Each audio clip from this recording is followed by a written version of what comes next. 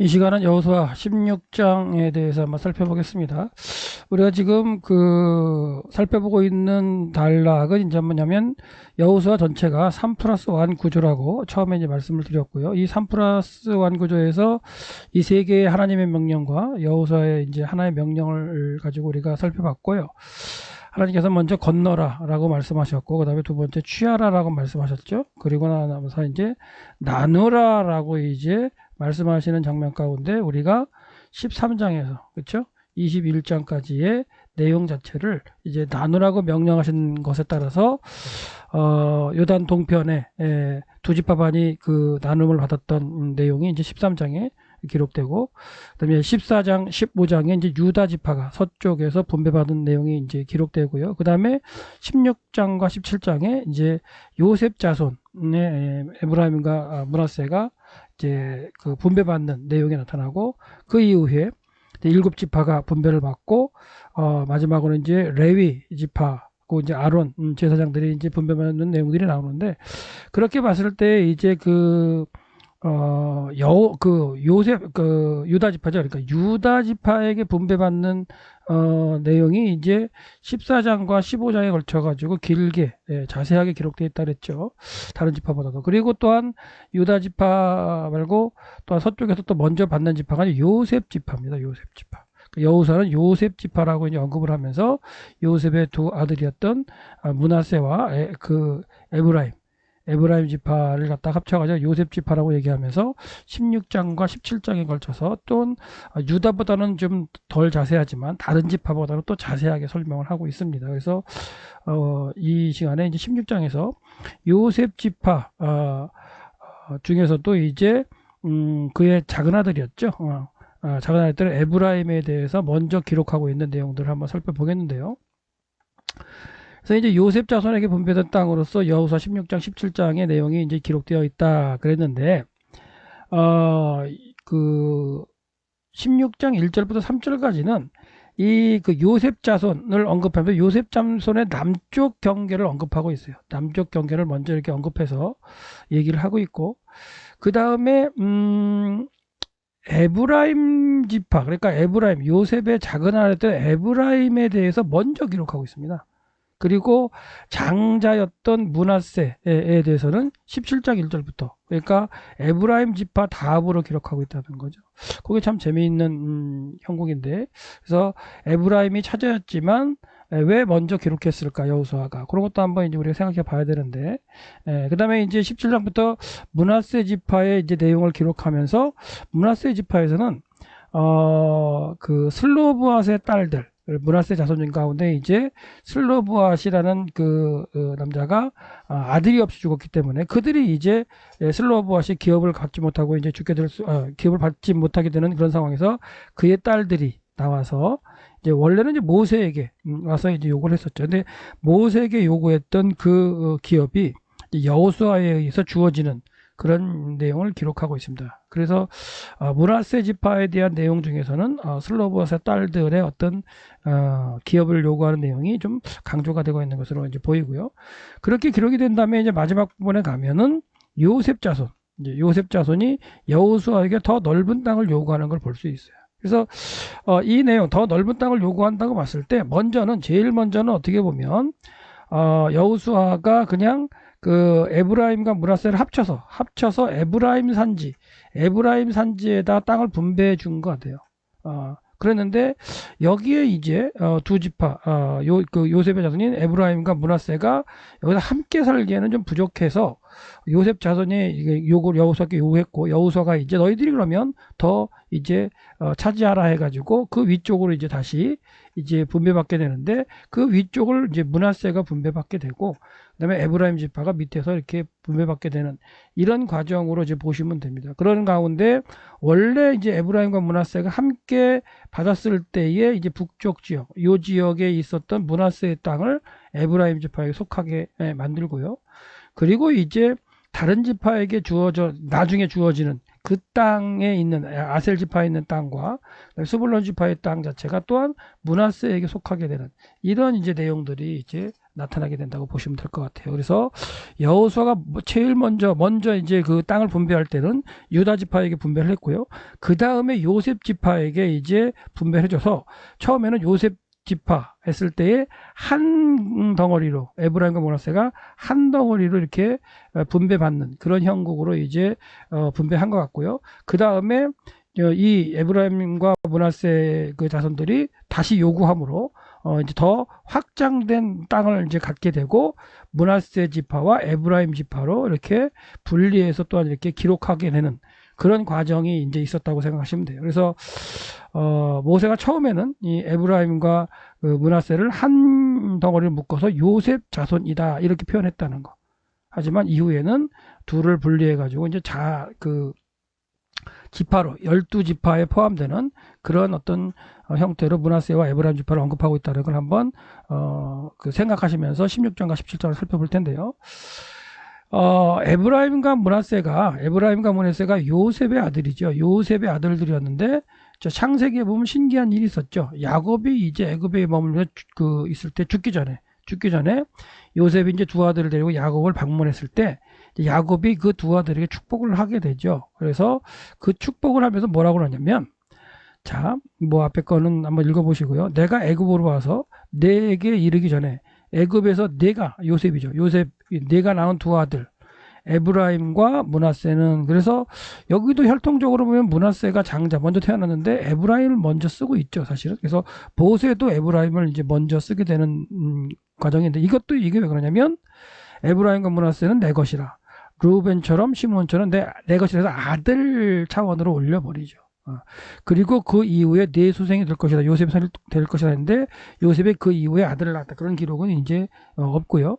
그래서 그들 에브라임과 므낫세의 그 유산은 그들의 형의 이름으로 함께 밝게, 그러니까 야곱의 손자였던 에브라임과 므낫세를 아들 차원으로 이렇게 올려버리는, 르우벤과 시므온처럼 그 반열, 아들 반열을 올리고, 그렇게 아들 반열을 올랐다는 것은 뭐예요? 그만큼 유업으로 받을 수 있는 게 이제 한 몫씩 받을 수 있는 그런 걸 이미 야곱이 뭔가 하나님의 구속의 역사를 체험하고 경험하는 가운데 기도하면서 후대에 이런 일들이 이제 이루어지면서 나타날 그런 걸 먼저 이렇게 기도하고 있는 모습으로 보이죠. 그러면서 뭐라고 나왔냐면, 그러면서 이제 뒤에도 보면 축복할 때도 이렇게 어긋맞게서 축복을 하잖아요. 손을 이제 어긋맞게서 축복을 해가지고 이제 그 에브라임을 오른손으로 하고 므낫세를 왼손으로 이렇게 해가지고 기도할 때 요셉이 그 손을 바꾸려고 할 때, 나도 안다, 그냥 놔둬라, 내가 알면서 차자인 에브라임에게 내가 오른손에 축복을 한다. 그리고 이제 에브라임이 더 앞서게 될 그런 어떤 그 축복을 내리는데, 그대로 이제 출애굽한 이후에 에브라임 지파가 12지파에 속하면서, 에브라임과 므낫세가 속하면서 에브라임이 이제 리더가 되는 그런 형태로 이제 나타나죠. 예. 그래서 그런 게 이제 출애굽할 때 보면 나타나죠. 출애굽할 때 보면 이미 하나님께서는 시므온과 레위, 그래서 이 시므온과 레위의 자손을 하나님께서는 기업을 못 받게 이미 선언을 하셨죠, 사실은. 예. 그 창세기의 그 세겜에서 하나님이 영원한 언약의 증표를 주신 할례를 가지고 이제 세겜 사람들을 갖다가 남들을 죽였기 때문에 하나님이 시므온과 레위는 이제 기업을 안 주시겠다고 말씀하셨는데, 레위는 다시 또 이제 그 시내산 밑에서 하나님 앞에 하나님의 일을 감당했죠. 그래서 금송아지 사건 가운데 하나님의 편에 있는 사람 나와라 했을 때 레위 지파가 나와서 이제 하나님께 일을 감당함으로 해서, 헌신함으로 인해서 뭐 기업에 대한 문제는 해결되지 않았지만 신분이 이제 회복되는 그런 과정 가운데 있고, 그들이 이제 하나님께 이제 하나님의 일을 감당하게 되는 가족 가운데 이제 지파에서 12지파의 구성원에서 빠져버리죠. 그래서 레위 지파가 빠져버리고 이제 므낫세와 에브라임 지파가 들어와서 12지파를 구성하는 그런 모습으로 이제 출애굽 이후의 사건이 진행돼요. 그래서 민수기 1장 1절에 보면 이제 출애굽한 이스라엘 백성들이 시내산에서 이제 있으면서 둘째 해, 출애굽한 지 둘째 2년 1월 1일 날 하나님께서 이제 지파별로 인원을 세라, 남자들을 세라, 그렇게 했을 때 너희는 이스라엘 자손의 모든 회 중에 각 남자의 수를 세라. 그 종족과 조상의 가문에 따라서 명수를 세랬을 때, 이때 조상의 가문으로 해서 20세 이상으로 이제 셀 때에 요셉 자손들은 구분해서 세요. 에브라임과 므낫세를 갖다 구분해서 이제 셉니다. 여기서 구분해서 세면서 벌써 하나님께서는 이 에브라임과 므낫세를 레위 지파를 빼고 12지파에 이렇게 넣으셨던 모습을 볼 수 있죠. 근데 여호수아가 분배할 때는 이 에브라임과 므낫세를 한 지파의 개념으로, 요셉 자손의 개념으로 이렇게 땅을 분배했던 그런 모습이 있었다는 거예요. 그것도 이제 우리가 또 한번 살펴보고요. 그리고 이제 진을 칠 때에도 12지파에 포함되어서 진을 치는 보는 걸 볼 수 있어요. 그래서 성막이 있고 그 주변에 이제 이쪽 동쪽을 이쪽으로 본다면요. 동쪽을 본다면 동쪽 방향에 이제 아론 집 자손이 이제 그 진을 치고요. 그다음에 그핫, 그다음에 게르손, 므라시가 진을 친 다음에 이 그 진영별로 세 지파씩 진을 치죠. 그래서 동쪽 방향에 이제 유이스, 유다, 이사갈, 스불론, 유이스, 그 다음에 그 서쪽 방향에 이제 에무베, 그러니까 그 에브라임, 므낫세, 베냐민 이렇게 진을 칩니다. 그렇게 볼 때에도 에브라임과 므낫세가 이렇게 12지파의 구성원으로 이렇게 되어 있는 걸 볼 수 있어요. 그래서 서쪽에는 에브라임 군대의 진영의 군기가 있어요. 그래서 그 세 에브라임과 므낫세와 베냐민의 세 그 지파가 진을 칠 때에도 리더가 에브라임이 됩니다. 에브라임 지파가. 네. 그렇게 되고요. 그다음에 에브라임과 므낫세가 지파가 옆에 있고 베냐민 지파가 있을 거예요. 그래서 이 세 지파의 총합이 뭐 10만 8,100명이다. 이런 식으로 이제 진을 친 명수가 나오죠. 그래서 진을 친 형태를 보더라도 이런 식으로 진을 쳤을 때 에브라임과 므낫세와 베냐민 이 세 지파로 언급되는 지파가 이제 서쪽에 이제 진을 치게 되고, 행진할 때도 같이 행진하죠. 근데 그때에 이제 에브라임이 이제 수장 지파가 되죠. 셋 중에.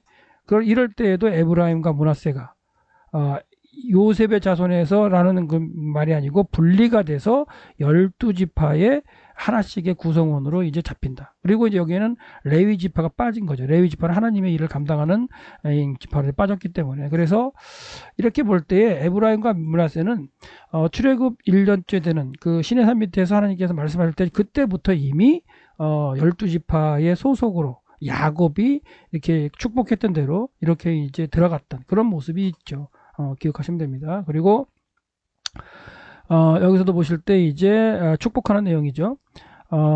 오른손으로 에브라임, 그 다음에 이스라엘 왼손으로 이제 므낫세. 그래서 므낫세가 장자인데 어긋맞게서 했다. 그래서 이스라엘 오른손을 갖다가 이제 하려고 했을 때에 그 요셉이 그걸 손을 바꾸려고 그랬죠. 그래서 근데 이제 이스라엘은 오른손을 펴서 에브라임, 차자인 에브라임 머리에 넣고요. 그다음 왼손은 펴서 므낫세의 머리를 얹었다. 이렇게 했죠. 그래서 므낫세가 장자였지만 팔을 어긋맞겨서 이스라엘 야곱이 그렇게 축복을 하려고 했다라고 얘기를 하고 있어요. 네.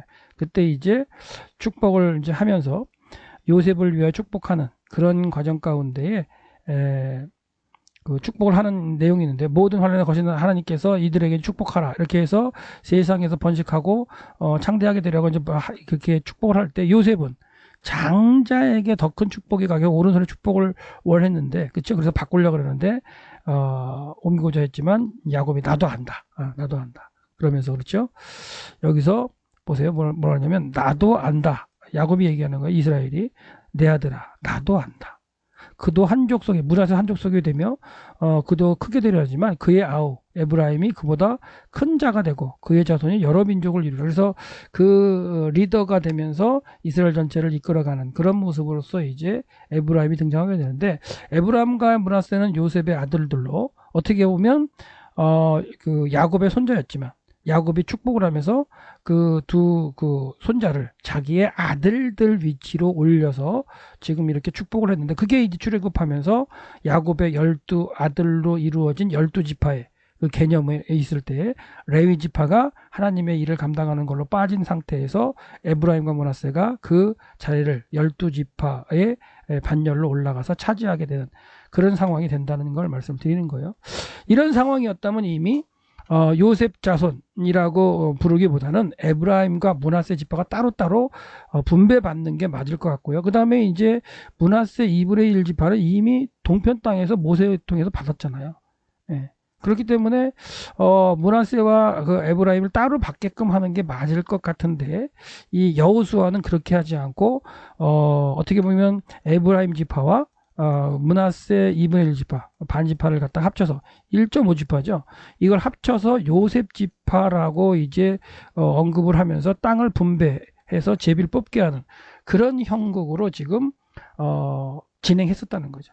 예. 그렇게 진행했었는데 나중에 이제 17장에 기록되어 있지만 이 요셉 자손이 와서 우리는 좀 그렇게 하지 말고 좀 더 그 땅을 달라 해가지고 오히려 이제 에브라임의 처음에 에브라임이 주었던 그 땅보다 더 큰 땅으로 이렇게 므낫세 지파가 이제 분배를 받게 되는 그런 상황으로 이제 변해집니다.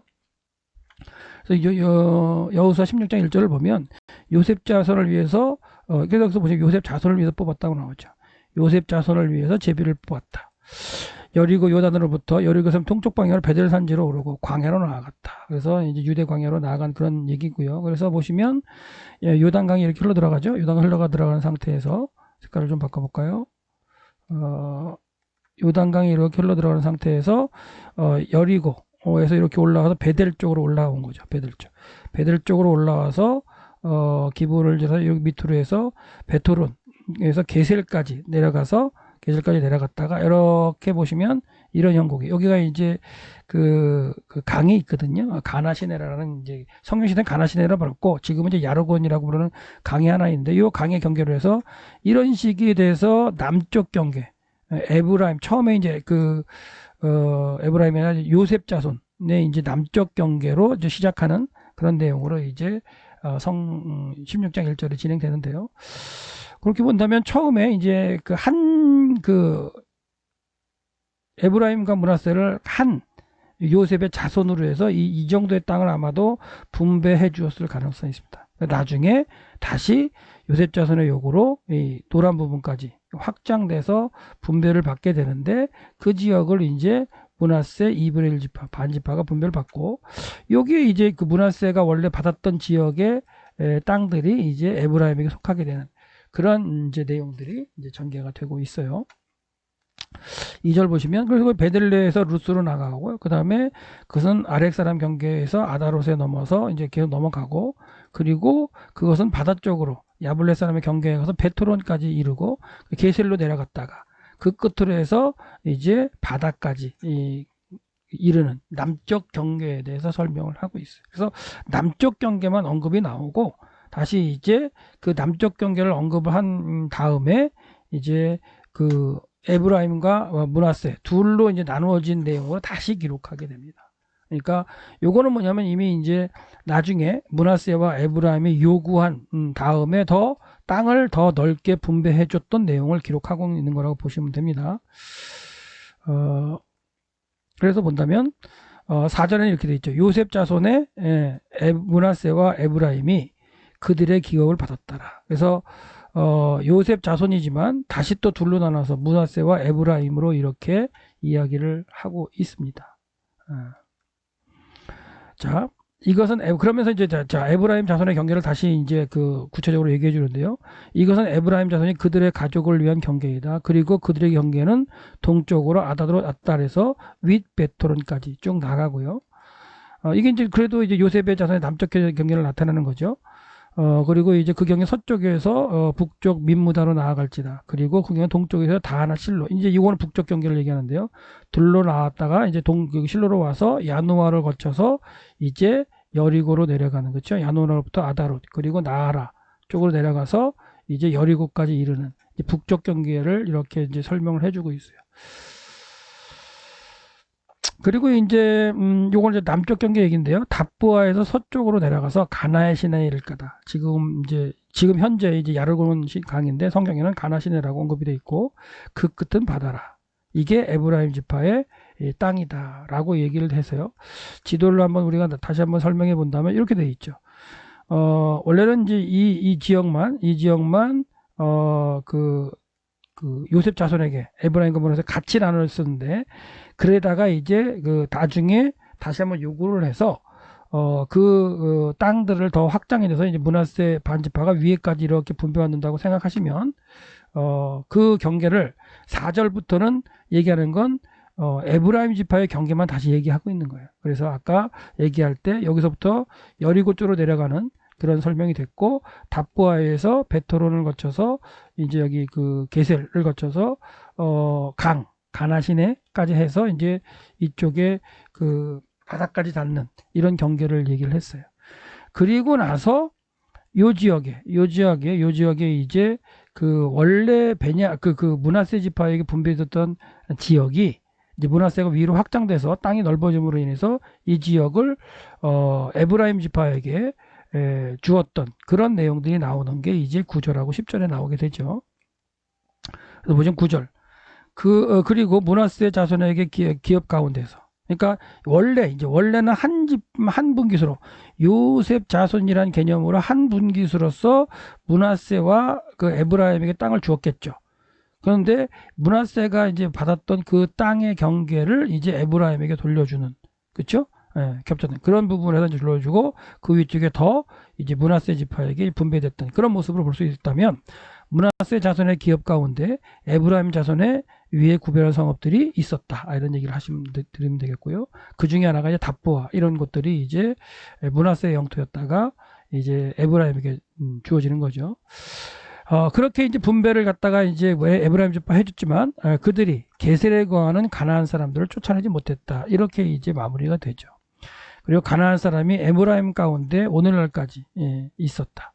그리고 그 가나안 사람들은 이제 사역을 하기 위한 종이 되었다. 이렇게 해서 이제 에브라임 지파를 이제 구별을 해가지고 이제 설명을 하는 걸로 16장은 마칩니다. 그래서 우리가 이제 17장을 다음 시간에 살펴보겠지만, 17장 후반에 가면 원래 한 덩어리로 요셉 자손이라고 해가지고 에브라임과 문하세의 반지파죠. 문하세 2분의 1 지파를 합쳐가지고 분배해 줬는데, 이 분배해준 땅을 갖다가 이들이 이제 가서 거하다 보니까 좀 비좁았단 얘기예요. 이들이. 근데 비좁았다기보다도 뭔가 그 에브라임과 문하세가 광야를 지나면서 한 지파의 개념이었기 때문에 자기 한 몫씩 달라는 그런 의미로 이제 이해를 해도 될 것 같은데요. 그래서 이미 이제 그 요단강 동편에서 문하세 반지파가 2분의 1 지파가 분배를 받았기 때문에 여기서 합쳐봐도 유다 지파의 인구수보다도 작아요. 이 둘을 합쳐봐도. 그런데도 이 두 지파가 또한 요셉에게 강력하게 이제 그 여호수아에 강력하게 이제 요구를 해서 에브라임 지파와 문하세 지파가 더 확장된 땅을 가지게 되었고, 그리고 이제 한 분기수로 주었을 때 이제 그 문하세의 땅 자체가 다시 에브라임에게 속하는, 그리고 그 위쪽으로 이제 문하세 2분의 1 지파가 땅을 분배받는 그런 형국의 이제 최종적인 모양으로 땅이 분배했던 걸로 보시면 될 것 같아요. 이런 식으로. 그래서 이렇게 보더라도 땅이 훨씬 더 이제 그 문하세 지파에게는 많이 그 분배가 된 걸로 볼 수 있어요. 왜 이렇게 이제 분배가 되었는지는 알 수 없지만, 상당히 많은 땅이 문하세, 그러니까 동편에서도 이 지역이 다 문하세 2분의 1 지파에게 분배가 돼요. 그러니까 그러면 왜 이렇게 많은 곳이 분배가 됐을까라고 보기보다는 이제 산지가 그 많이 포함되어 있다고도 보셔도 돼요. 여기도 마찬가지로 많이 이렇게 분배가 됐지만, 이 중앙산지가 이제 많이 이제 포함되어 있죠. 그리고 이제 해안 지역 또 이제 있지만, 이 지역은 또 정복하지 못하는 지역으로 되기도 하고, 그다음에 에브라임 지파가 분배받은 이 땅 자체는 참 그래도 좋은 땅입니다. 사마리아 산지의 어떤 비옥한 땅이기 때문에 상대적으로 많은 인구가 살 수 있는 그런 지역이라고 보셔도 될 것 같아요. 그래서 오늘 이제 16장을 정리하면서 에브라임 지파와 그 문하세 지파를 한 지파로 그 생각해 가지고 처음에 요셉 자손으로 해서 언급하면서 땅을 분배했다.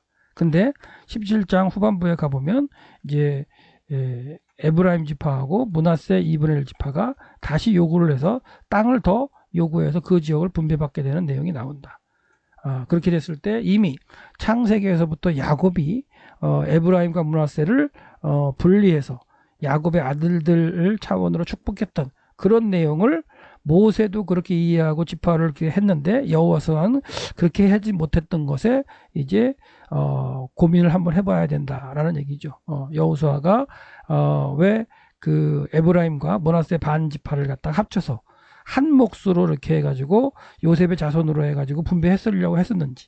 그리고 나서는 다시 또 그 요셉의 자손 므낫세 반지파와 여호수 지파가 이 땅을 요구했을 때 다시 또 그들에게 또 더 확장된 영토를 주었던 그런 내용을 또 17장 후반부에 기록하고 있는데, 그것은 여호수아가 자기가 뭔가 이제 잘못했던 걸 인정을 하고 또한 확장된 땅을 그들에게 주었지 않았는가라는 생각을 하게 되는데, 그건 또 이제 우리가 다음 시간에 17장에서 한번 살펴보도록 하겠습니다. 그래서 정리를 해드리면 16장에서 기록된 건 뭐냐면 에브라임 지파의 내용들이 그 땅을 분배하는 영토가 이제 기록되어 있다. 그리고 17장에는 이제 므낫세 지파가 서쪽에서 분배받은 내용이 기록되어 있어서 16장과 17장은 요셉 자손과 관련된 땅을 분배받는 이야기이다. 그리고 14장과 15장은 유다 지파가 분배받았던 땅의 이야기이다.